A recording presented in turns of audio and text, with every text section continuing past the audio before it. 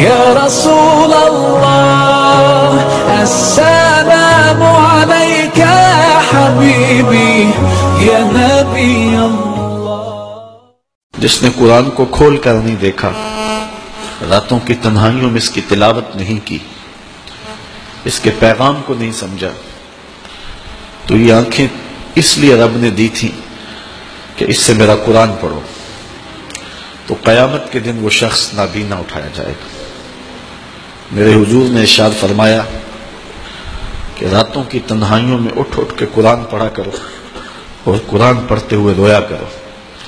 پھر کہا فَإِن لَمْ تَبْكُوا فَتَبَاكُوا، اگر رونا نہ آئے تو رونے کی کوشش کیا کرو.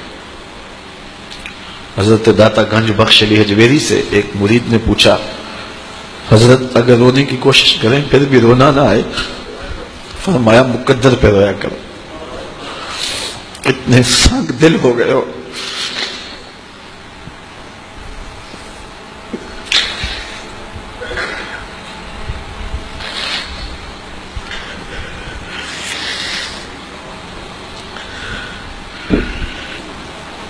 امام ابو نعیم نے حلیہ میں لکھا، لا خیر فی عین لا تبکی من خشیت اللہ، اس آنکھ میں کوئی بھلائی نہیں ہے جو رب کے خوف میں روتی نہیں ہے. رومی کہتے ہیں جہاں پانی چلتا ہے وہاں سبزہ اگتا ہے، اور جہاں آنسو چلتے ہیں وہاں رب کی رحمت اترتی ہے.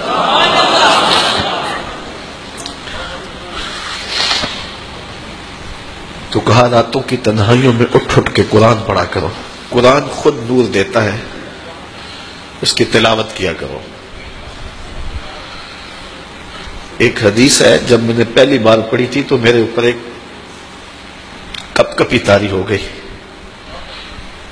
اور وہ لمحے دوبارہ تو نہیں اس انداز سے مل سکے، لیکن جب بھی میں پڑھتا ہوں ایک حاض ملتا ہے.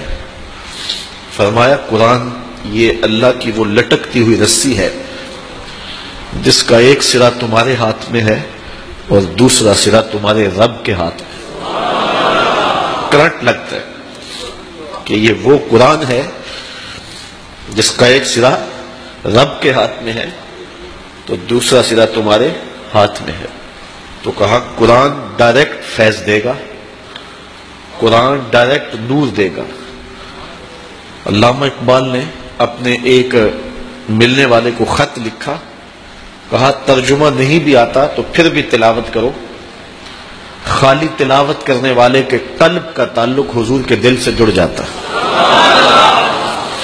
سیارہ ڈائجسٹ کا ایک قرآن نمبر چھپا تھا، اس میں ایک شخص کی کہانی لکھی تھی کہ قبر کھودتے اس کی قبر کھل گئی. لوگوں نے دیکھا کہ قبر میں روشنی ہے اور کفن بھی میلا نہیں ہوا، اور وہاں گلاب اگے ہوئے ہیں جس کی خوشبو سے ماحول میں عطر پھیلا ہے. تو لوگ اس نشان پہ صاحب قبر کا گھر تلاش کرتے رہے. اس کی بیوہ سے ملاقات ہو گئی، اگرچہ وہ بہت زیادہ بوڑھی ہو چکی تھی. پوچھا تیرے شوہر کا کیا عمل ہے کہ ہم نے اس کی قبر میں روشنی بھی دیکھی ہے اور خوشبوئیں بھی دیکھی. اس نے کہا میرا شوہر ایک دیہاتی شخص تھا، مجھے کوئی اس کا ایسا عمل نظر نہیں آتا. ہاں یہ مجھے یاد ہے کہ وہ قرآن مجید تو نہیں پڑھا تھا لیکن اس کتاب سے محبت اسے بڑی تھی، اور صبح جب نماز پڑھنے جاتا تو لوگ قرآن مجید کھول کے بیٹھتے تو اسے بڑا دکھ ہوتا کہ میں بھی قرآن پڑھا ہوتا تو مجھے بھی یہ برکت نصیب ہوتی. اب گھر آتا تو اس کے قدم بوجھل ہوتے، گھر آ کے طاق پہ پڑے ہوئے قرآن مجید کے نسخے کو اٹھاتا اور کھولتا اور ایک ایک سطر پہ انگلی رکھتا اور کہتا مالک مجھے نہیں پتا یہ کیا لکھا ہے، لیکن جو لکھا ہے سچ لکھا ہے. پھر نیچے آ جاتا، کہتا مالک مجھے نہیں پتا یہ کیا لکھا ہے، میری بدقسمتی ہے مجھے نہیں پتا، لیکن جو لکھا ہے سچ لکھا ہے، تیرا کلام ہے. انگلیاں پھیرتا جاتا اور یہ کہتا چلا جاتا یہ بھی حق ہے، یہ بھی حق ہے، یہ بھی حق ہے اور یہ بھی حق ہے. تو آج اس کی قبر میں جو اجالے پھیلے ہوئے ہیں تو اس قرآن کی محبت کی وجہ سے ہے۔ اللہ ہم سب کی قبروں میں روشنیاں کر، چونکہ ہماری تحریک قرآن مجید کی تحریک ہے تو اللہ کی کرم نوازیاں ہو جائیں۔ ہم اس کتاب کا حق تو ادا نہیں کر سکتے، لیکن نوکری تو اللہ نے ہمیں نصیب کر دی ہے۔ اللہ اس کتاب کی برکتیں ہمیں نصیب کرے۔ آفاق کے ہر گوشے میں قرآن سنا کر دم لینا، اب رکنا نہیں، اب تھمنا نہیں، فردوس میں جا کر دم لینا،